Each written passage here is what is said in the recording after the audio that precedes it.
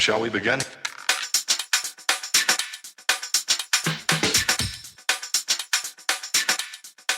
Let's begin now. All right, everybody. Welcome to a brand new episode of the Frankly Francisco podcast. This is my first show of the year. Hope everybody had a joyous new year. Today, my special guest goes by the name of MedicareMark. How are we doing today? Hey, good evening. I'm good. How are you? I'm good. So people don't know, Mark is in Medicare. He essentially helps people sign up for Medicare. So, Mark, can you explain to my audience exactly what is it that you do for people? Yeah, sure. Um, First thing is once they are turning 65, usually like the year before, or I would say like 6 months before their birthday, they start calling me just to get knowledge about what is Medicare. And then I teach them the difference between all the plans that are available out there and how to join Medicare. Yeah. So, why are people not as knowledgeable as you think as they should be about this? And why has it been is it such a struggle for people to understand their need to have it when they hit a certain age? There's so many answers to that. I'll try not to keep it too long, but one thing that I have noticed that is funny they say that because it's one thing that we all need, with small exceptions. Some people don't need it, like prior retired cops and teachers. They usually have coverage for life, but it's funny because something that everybody needs, they don't know what it is, and then they're rushing, and then they sometimes they choose the wrong plan, they're unhappy. um, but I think it's because they they think that it's just automatic, like, hey, everything's covered.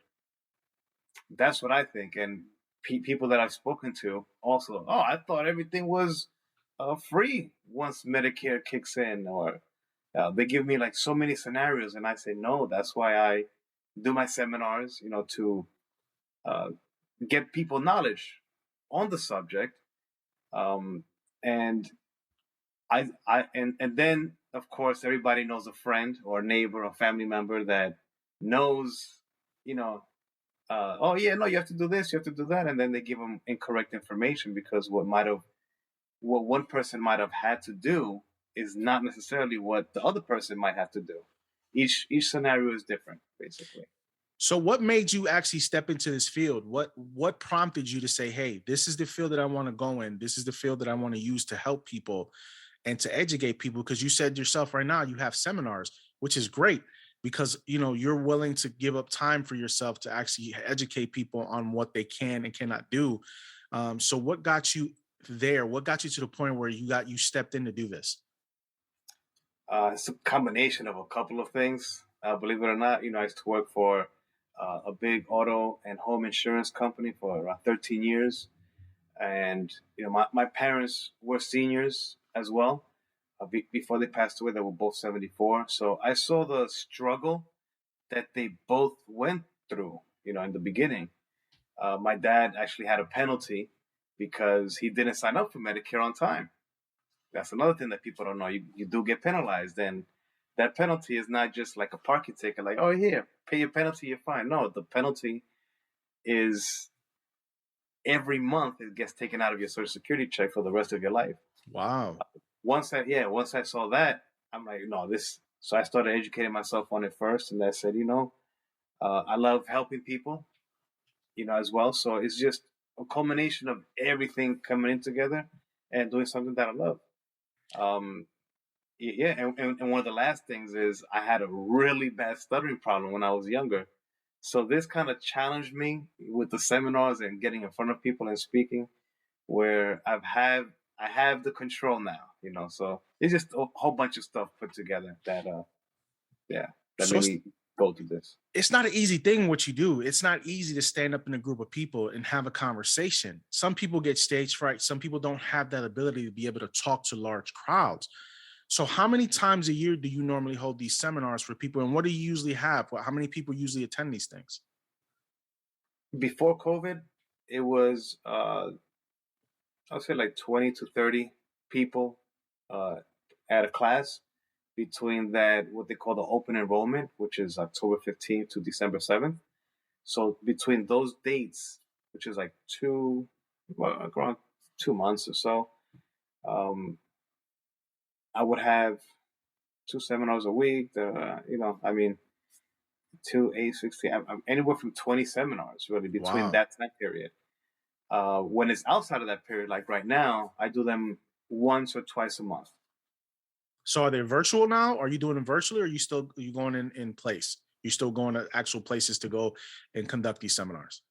2020 was virtual, or everything was Yeah. just shut down. Now I am doing them in person. Yes, depending on the county that I go to, they might have to have the vaccine card. Other counties they don't. You just have to wear the face mask. But yeah, I'm in person now. So I want to preface this to my audience. So Mark works exclusively out of New York City. Every state is different, correct, on their rules on certain things when it comes to Medicare. Um, every state is not the same, correct? Well, Medicare in general is the same throughout the United States, but the extra help from Mhm. the state, which is in New York State, is called Medicaid. Other states may have different names. That those rules change from state Okay. to state, but Medicare as a whole is the same. It's the same deal throughout the United States. So you have a passion for this. So for somebody that's my age, I'm going to be 43 this year. Okay. At what age should I start preparing for this? At what age should I start educating myself on this to be ready for something like this so I don't get penalized? Or for somebody that doesn't know this, somebody that's young, relatively young, but 20 years can go like this, you know what I mean? And in a blink of an eye, I have to get ready for this. So at what age is the proper time for somebody like me to start preparing for this? I would say you could just dibble and dabble, here and Mhm. there. Read an article about it. Um, don't get too into it because things may change in the future. But at any age, I mean, I had a best friend. He actually got Medicare when he was 34 because he had kidney damage and Mhm. he had a transplant. So once you're disabled for 2 years, they give you Medicare. So it could be at any age, but normally it's when you turn 65. But yeah, absolutely, I would say get an article, give me a call, or attend a seminar. If you have an aunt or uncle, look for a seminar with them if they have Medicare already, and say, hey, can I join you? And go and just learn, just so you could get your feet wet. So typically at these seminars, how long do they typically last? Are they hour? Are they 30 minutes? How long do you usually stay? Because people are going to have questions afterwards. So typically from Right. start to finish, you start the seminar usually at what time and usually get done at what time? Let's say if I start at 10, depending on all the questions and also depending on the attendance, it could last an hour.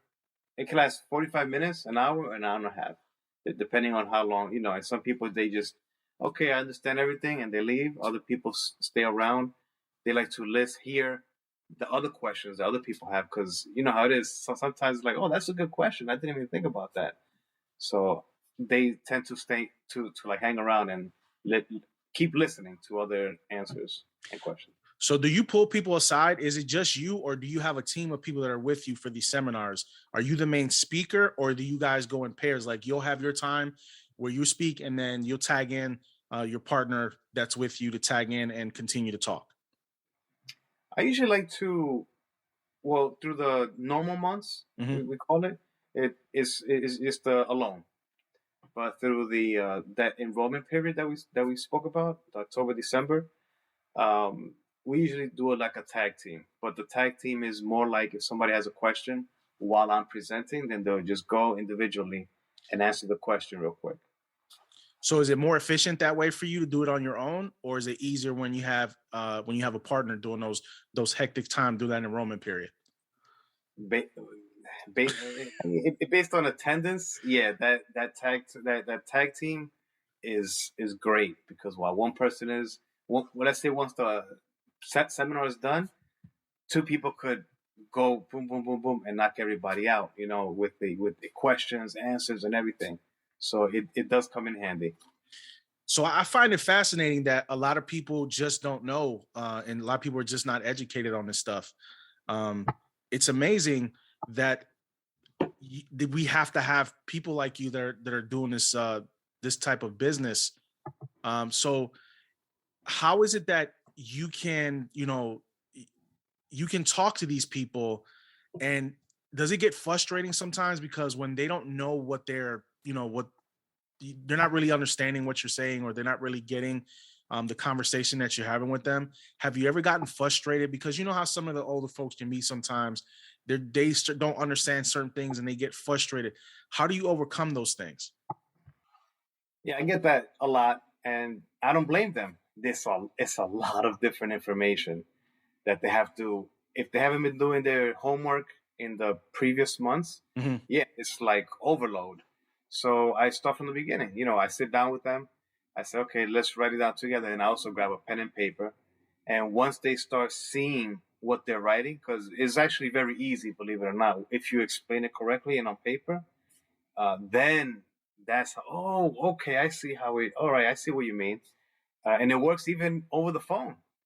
If Really? it's telling me, yeah, if they're telling me, hey, I don't understand this, I say, okay, just do me a favor, just so that I could get your undivided attention.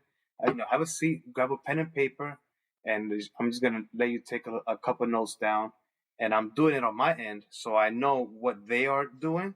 So I said, put this on the left side, put this on the right side. So once they get that visual, yeah, they're a Medicare genius by the end. So do you ever go out to your clients yourself, or do they always have to come to you to the office, or are you able to travel around the city to actually meet your clientele? Absolutely. I've driven all the way to the easternmost point of Long Island, which is like a 2-hour drive. Uh, and I've driven all the way to the Bronx, Staten Island. So I'm basically all over. As long as they request a home visit and they're okay with that. Now with the pandemic, we have to wear the face mask. Um, but yeah, I do home visits. The local people, if they want to stop by the office, yeah, we'll set an appointment. I'll meet them at the office. But I think that's pretty cool that you get to go out to somebody, because some of these folks don't want to come out. Some of these folks are scared to leave their house. With the pandemic, especially the older folks, they're more weary than anything else. But I think it gives them a comfortability factor when they know that you're willing to go the extra mile to go see them, to make them more comfortable, to understand what needs to happen for them. And I applaud you for that, because a lot of people won't do that. A lot of people, especially in New York City, man, the traffic is horrendous. And you're going from one part of the Bronx, all the way to Staten Island. So, I mean, traffic's got to be a killer for you sometimes. Yeah, yeah. I mean, when somebody, let's say, for instance, when they say, "Oh, can you be at 2?" I say, "Listen, I can give you a window." It's like the cable guy. Yeah, That's why yeah. they give you that window. So I give them the window, and they're perfectly fine with that. But traffic, it comes with the. I'll put on some audio podcasts and let it flow. Yeah. I mean, yeah, it's got to be tough sometimes with that traffic in New York City, but the passion you have, man, to help people is tremendous. It seems like this is your calling right now in the field that you desire to be in.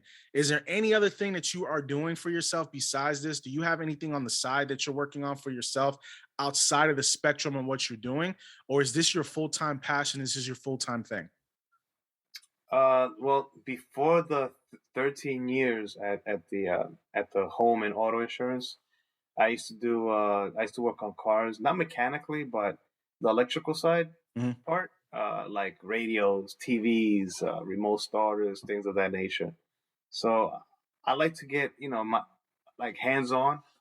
I had a buddy, he said, "Hey, I want to put a fire stick in my car." I said, okay, I had to think about it for a second. How am I going to do this? And then, oh, light bulb turned on, and next thing you know, this guy's watching. He has a fire stick in his car for the kids. So once Netflix, just pop down the flip down TV for the kids, and they're happy. So you managed to put a fire stick in a car. Oh yeah, yeah. And I ended up putting one in my in my car too. Yeah. But that, I mean, you have a passion for that stuff though, which is good. So maybe Yeah, some, maybe the electronics part. Yeah, yeah, absolutely. maybe Yeah. some point you know you open up a little shop or something on the side to to grow some business. There's always some side business that can go on with that. You know what I mean? It's Yeah, always yeah. always a side Yeah. hustle you can have.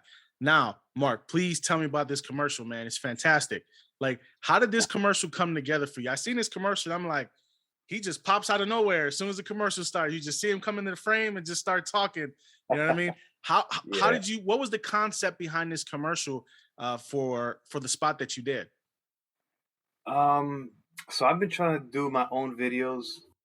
Yeah, so I don't know how the Hollywood actors and directors they do all the same thing in themselves because it's hard. So I try to video myself, gave my camera to my buddy. Hey, look, stand here, record me like this, and it just wasn't happening. So I ended up this person that I met at a networking event, in a networking team group, and he does videography and commercials. And I said, oh, we sat down, we had lunch, and he told me everything he could do. I'm like, that sounds good. Okay, let's do this. So it was the first time that I left the videography into somebody else's hands, and like you said, it came out great. I'm happy. I was nervous, but we had to take a couple of takes, but it came out good. Thanks. So for that 55-second spot that you had almost a minute, how many hours of video did that have to take? How many takes did you have? That one specifically that you're speaking about, that one was, I think it was like 2 or 3 hours. 2 or 3 hours. We had to do different angles, different cameras. I will forget the line. Yeah. I think I said like 2 or 3 hours, 4 hours tops. I think. Yeah. So are you distributing this just on your Facebook page for MedicareMark, or are you trying to put this on TV? Like, because New York has public access channels too. Like, are you trying to get TV spots, radio spots for this? Are you trying to get yourself out there more by doing this?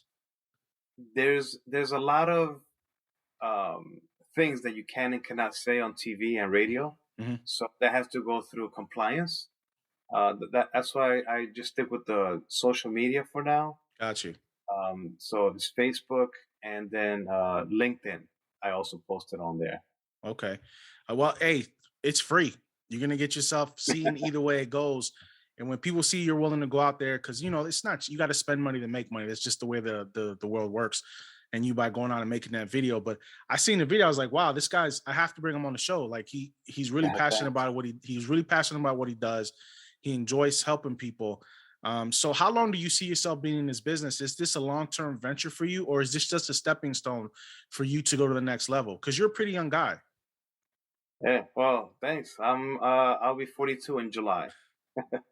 But yeah, I think this is the long run. This is the long run.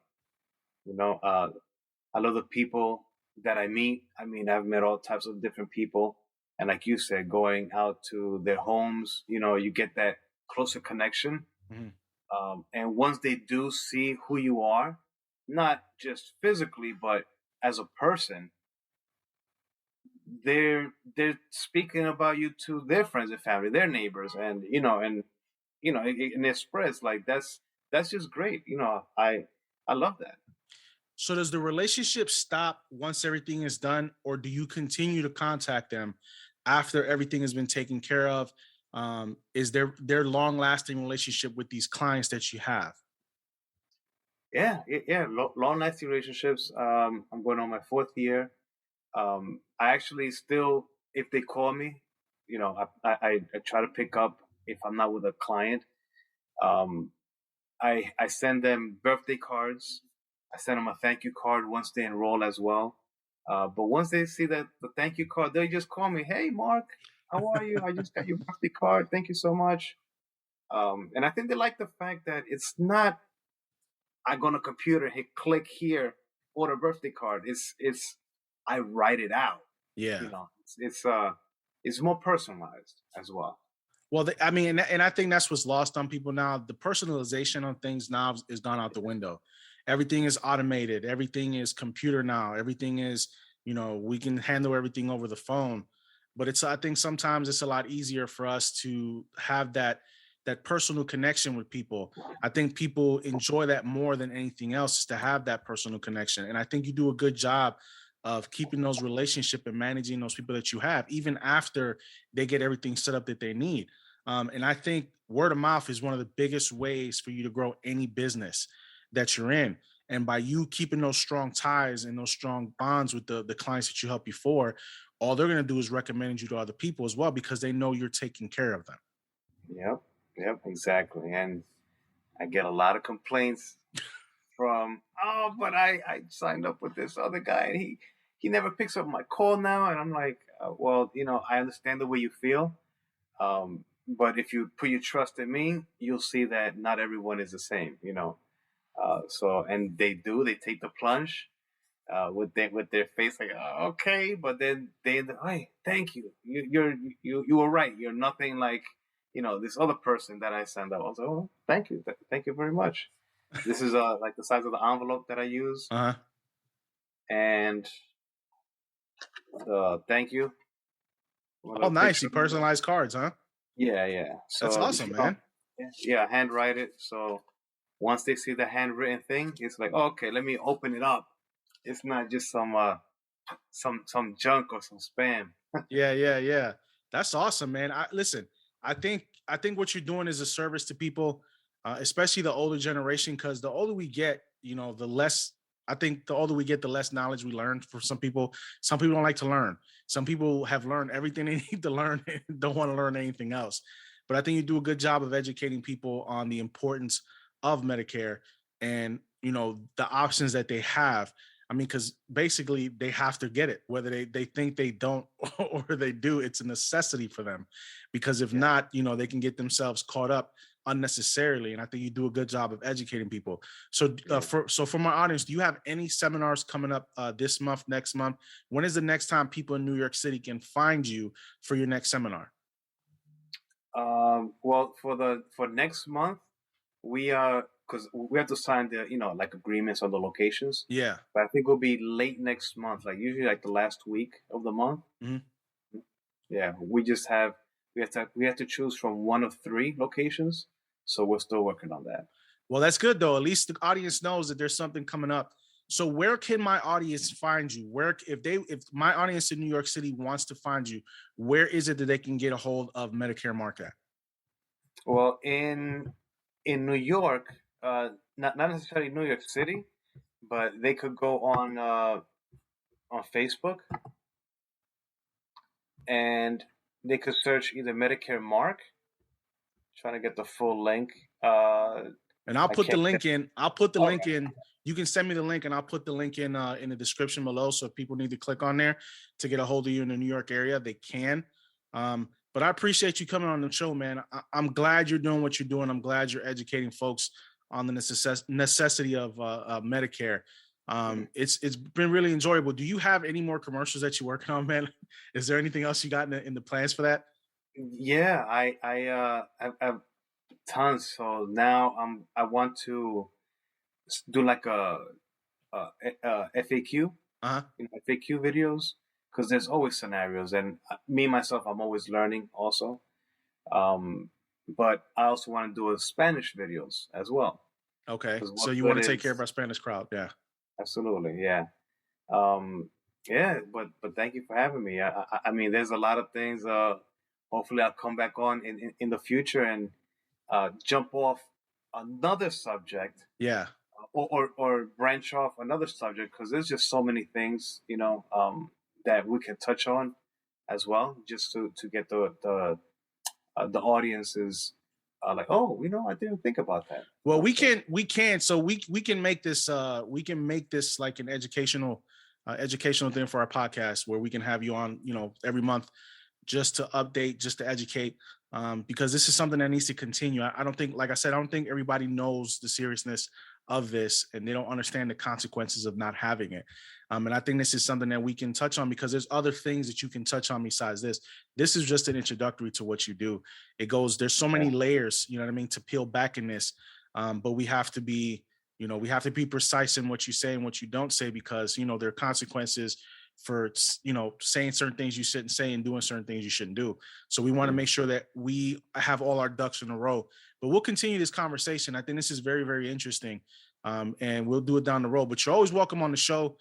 Just Thank you. contact us. I'll make sure I'll put your link in the description and in the bio where people can find you at. And your video that you made, your commercial, will be at the end of this podcast, so people can hear about you a little bit more, and we'll go from there. So, Mark, it's been a great interview, and we look forward to seeing you again. Thank you. All right, Appreciate it. All right, Have a good one. You too. Hi, my name is Mark Revelo, and I'm your local Medicare field representative with Empire Blue Cross Blue Shield.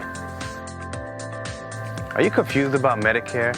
Are all the TV commercials and flyers that you get in the mail adding to that confusion? Or what your friends, family, or colleagues have been telling you what you should or shouldn't do about your Medicare coverage?